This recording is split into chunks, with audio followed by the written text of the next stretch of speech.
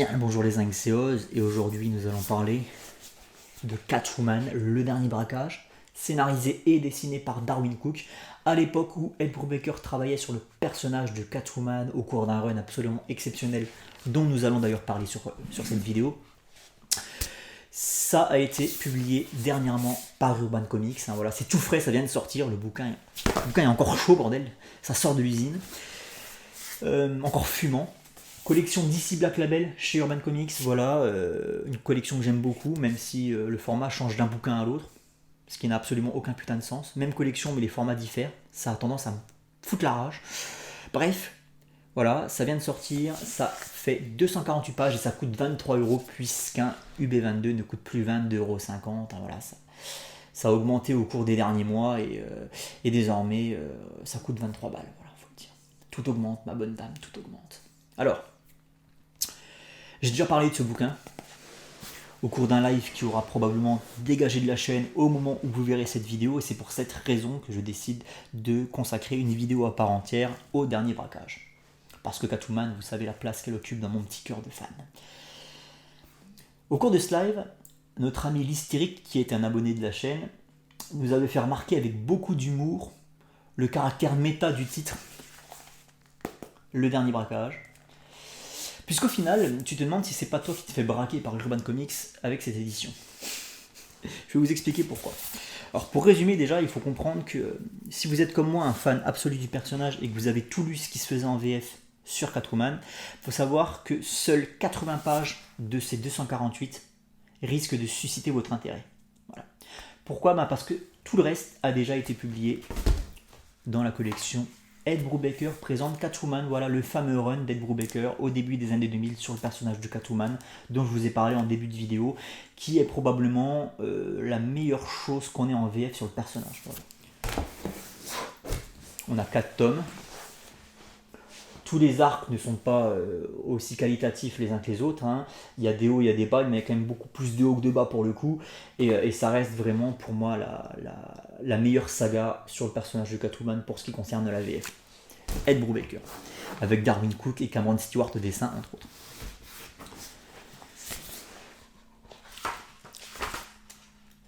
L'album, le dernier braquage, s'ouvre sur cet arc, qui s'appelle Sur la piste de Catwoman, scénarisé pour le coup non pas par Darwyn Cooke mais par Ed Brubaker, par contre dessiné par Darwyn Cooke et pas que, il y a également Cameron Stewart qui l'épaule. Un arc qui nous présente un dénommé Slam Bradley, détective privé, engagé par le maire de Gotham City afin d'enquêter sur la disparition de Catwoman. Catwoman, elle est même suspectée d'avoir assassiné Selina Kyle. Et au même moment où Slam Bradley enquête sur la disparition de Catwoman, eh bien, il rencontre la mafia, désireuse d'en savoir plus également sur la disparition de la femme chat. Donc il y a une course contre la montre qui va se mettre en branle entre Slam et la mafia afin de retrouver le plus rapidement possible Catwoman et d'en savoir plus sur la mort de Selina. Et c'est une histoire que j'ai trouvée très intéressante, très haletante, à l'époque où je l'avais lu, puisque le personnage de Slam Bradley est clairement attachant. Voilà, un personnage qui a beaucoup de charisme, qui est plutôt bien travaillé, plutôt bien écrit. Dans une Gotham City à l'ambiance vraiment pluvieuse et sinistre, hein, vraiment la Gotham City qu'on aime. Ambiance parfaitement retranscrite par le style très polar d'Ed Brubaker, mais également le trait de notre ami Darwyn Cooke. Donc une histoire fort sympathique dans laquelle Selina Kyle est le personnage principal, le sujet central, mais dans laquelle elle n'apparaît quasiment pas. Donc ça c'est très intéressant aussi comme façon d'écrire une histoire et de rendre un personnage intéressant sans même nous le montrer. J'adore ça. Bref. On ne peut pas en vouloir à Urban Comics d'avoir republié ce fameux arc qui s'appelle Sur la piste de Catwoman, scénarisé par Brubaker, dans ce recueil, puisque c'est un arc qui est intimement lié avec l'arc qui nous intéresse ici, qui s'appelle pour le coup Le Dernier Braquage, qui lui pour le coup est scénarisé par Darwyn Cooke. C'est comme si Darwyn Cooke en fait, il avait écrit un complément à l'arc d'Ed Brubaker sur la piste de Catwoman avec son dernier braquage. Il nous apporte davantage d'explications quant à la situation de Catwoman au moment où Slam Bradley enquête sur sa disparition. Voilà. Donc c'est une histoire à lire en parallèle, et de ce fait, autant vous pouvez lire Slam Bradley sur la piste de Catwoman sans lire le dernier braquage, puisque le dernier braquage n'est pas présent dans le run d'Ed Brubaker et on n'en a pas besoin. Mais par contre, tu ne peux pas lire le dernier braquage sans lire toute l'enquête de Slam Bradley avant, puisque vous allez retrouver Slam Bradley dans le dernier braquage. Donc voilà, ce sont deux arcs qui sont intimement liés et pas dissociables pour le coup. Donc je peux comprendre le choix éditorial d'Urban de nous republier ici l'arc sur Slam Bradley, ça coule de source. Par contre, là où je trouve leur décision beaucoup plus douteuse, c'est dans la republication sur la deuxième partie du bouquin de l'arc qui s'appelle Anonyme. Une histoire dans laquelle les prostituées de Gotham City disparaissent les unes après les autres, et forcément Catwoman est sur le coup, puisqu'il s'agit un petit peu de sa famille. Hein, voilà. Et donc Catwoman enquête sur cette disparition inquiétante de prostituées. Un arc assez sympathique, c'est pas le meilleur qu'a écrit Ed Brubaker, mais cet arc qui représente quand même une partie non négligeable du recueil Le Dernier Braquage. Hop. Avec tout ça. Donc pas loin de la moitié en fait du bouquin est consacré à un arc qui lui également a déjà été publié là-dedans. Voilà. Donc est-ce que ça vaut le coup d'investir 23€ pour 80% de récits qui ont déjà été vus, lus, publiés en VF dans la collection Ed Brubaker présente Catwoman? Je vous pose la question. Voilà. Alors il va sans dire que vous me connaissez, je suis un fan absolu du personnage de Catwoman. Depuis que j'ai découvert ce personnage dans l'épisode du dessin animé de Bruce Timm qui s'appelait Le chat et la souris, je crois, qui est le premier épisode, la première apparition de Catwoman dans cette série animée, je suis tombé en admiration devant le personnage de Catwoman, en amour fou, clairement.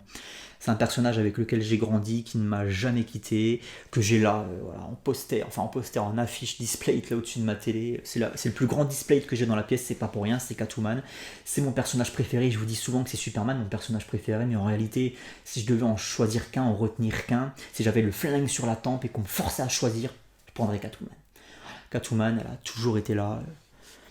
Quand j'étais gamin, je jouais avec des figurines Catwoman et Batman, et c'était toujours Catwoman qui gagnait en fait, tu vois, voilà. C'était ma préférée, c'est resté ma préférée. Donc forcément, même s'il ne s'agit là que de 80 pages à un tel prix, 23€ pour 80 pages seulement, évidemment que moi personnellement, j'allais les investir ces 23€. Voilà. Je suis un fan, et donc quelque part un peu un pigeon. On va parler du dernier braquage de ce fait, l'arc qui nous intéresse pour le coup, et qui nous raconte comment notre chère Selina va partir à la rencontre d'anciens équipiers avec lesquels elle a déjà travaillé par le passé, et certains d'entre eux qu'elle a d'ailleurs trahi par le passé. Elle va retourner à leur rencontre pour former une petite équipe de cambrioleurs. Et pourquoi ? Tout simplement parce qu'elle a eu vent d'un convoi ferroviaire transportant l'argent de la mafia. Donc un argent pour lequel personne n'irait porter plainte si jamais il venait à disparaître. Voilà. Forcément ça l'intéresse. Imaginez-vous 24 millions de dollars transportés par un train à travers les plaines et les forêts désertes américaines. 24 millions de dollars. Donc forcément, ça intéresse Kat. Donc elle va se créer une petite équipe de cambrioleurs pour aller attaquer le train. Une histoire haletante, très très appréciable. C'est pas non plus extraordinaire, mais c'est très cool. Ça se lit très vite, ça se lit en 3/4 d'heure, 1 heure. C'est palpitant, notamment en ce qui concerne toute la première partie que j'ai trouvée beaucoup plus intéressante que la fin, que le final, malheureusement. C'est-à-dire qu'en fait, on a toute une première partie dédiée à la construction de cette équipe. Voilà, Selina qui part à la rencontre donc de ses anciens équipiers qu'elle a déjà trahis, donc forcément ça va créer des relations plus que conflictuelles entre elle et ses futurs sbires et ses futurs acolytes.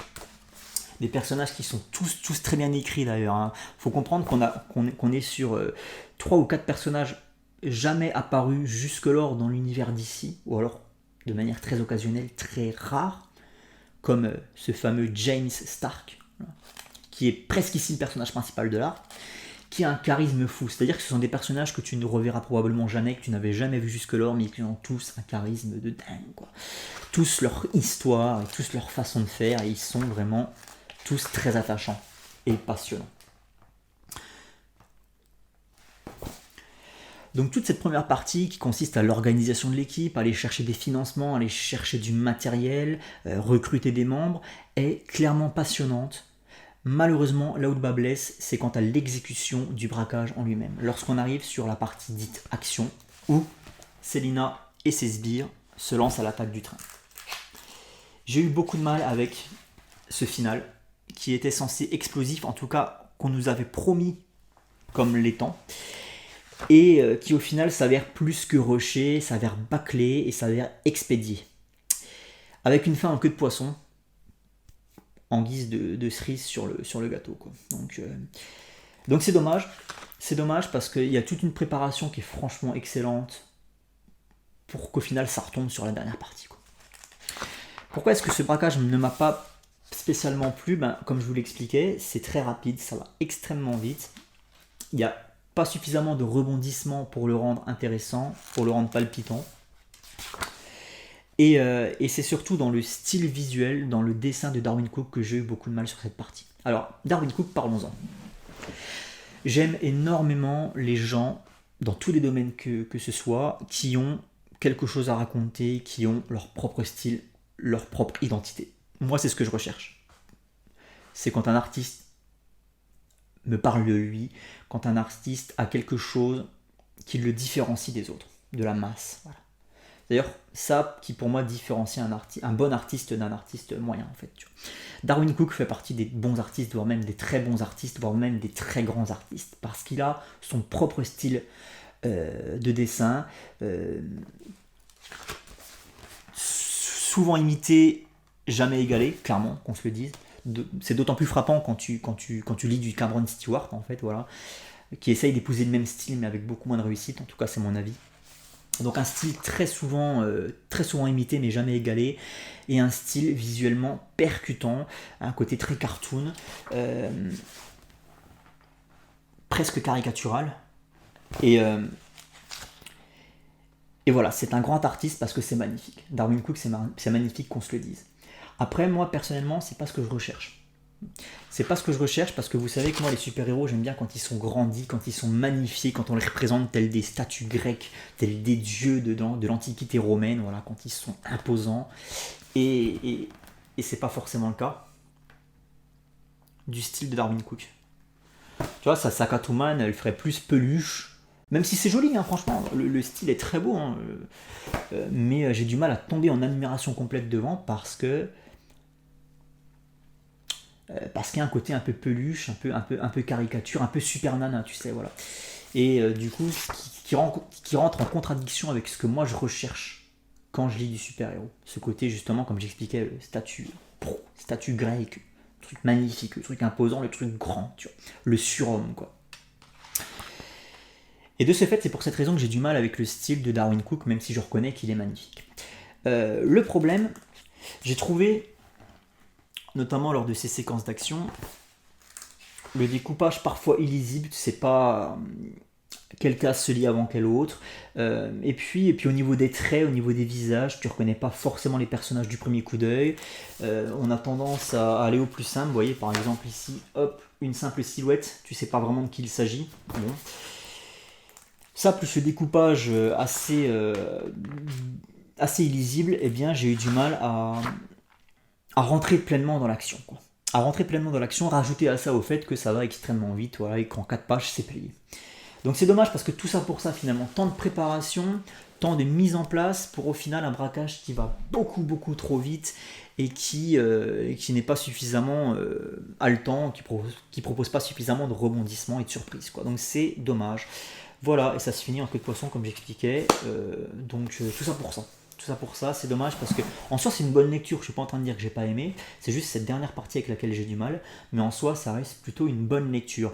Alors après, est-ce que ça vaut le coup d'investir 23€ là-dedans? J'aurais tendance à dire que non, à moins que comme moi vous ne soyez un fan inconditionnel de Catwoman, forcément tout ce qui était inédit jusque-là est bon à prendre, hein. Mais pour les autres, pour les autres, je leur conseillerais plutôt d'investir entre 70 et 80 euros pour cette collection complète. Le run de Brubaker disponible en 4 tomes. Alors, il faut y commander parce que c'est plus disponible en magasin. Hein. Voilà, Ed Brubaker présente Catwoman, qui est probablement, et ça c'est un fan absolu du personnage qui vous le dit, la meilleure chose qu'on ait en VF sur Catwoman. Clairement. Voilà. Donc, pour résumer, si vous voulez lire du Catwoman, parce que c'est un personnage que vous ne connaissez pas suffisamment, je vous conseille ça. Voilà, les 4 tomes. Et si jamais vous avez surkiffé, mais vraiment surkiffé, éventuellement mettez 23 euros là-dedans. Voilà, sachez que vous aurez que 80 pages que vous n'avez pas encore lues. Voilà, voilà. Et par contre, je conseillerais pas de faire l'inverse, c'est-à-dire de ne lire que ça et de laisser de côté tout le run de Brubaker, parce que là-dedans, il y a du Brubaker et ça risque de vous donner envie de lire la suite en fait. Donc du coup, tu auras acheté ça et après, tu te retrouveras à acheter les 4 tomes parce que tu auras eu envie de lire la suite de l'arc anonyme par exemple en fait. C'est pour ça que je conseillerais plutôt de commencer par ça, et si jamais vous avez trouvé ça exceptionnel, et bien à ce moment-là, apportez-vous un complément de lecture avec le dernier braquage de Darwin Cook, mais sinon l'histoire en elle-même, qui est plaisante, ne justifie pas quand même les 23 euros de ce recueil. Voilà. C'est tout ce que j'avais à dire. Ciao les uns.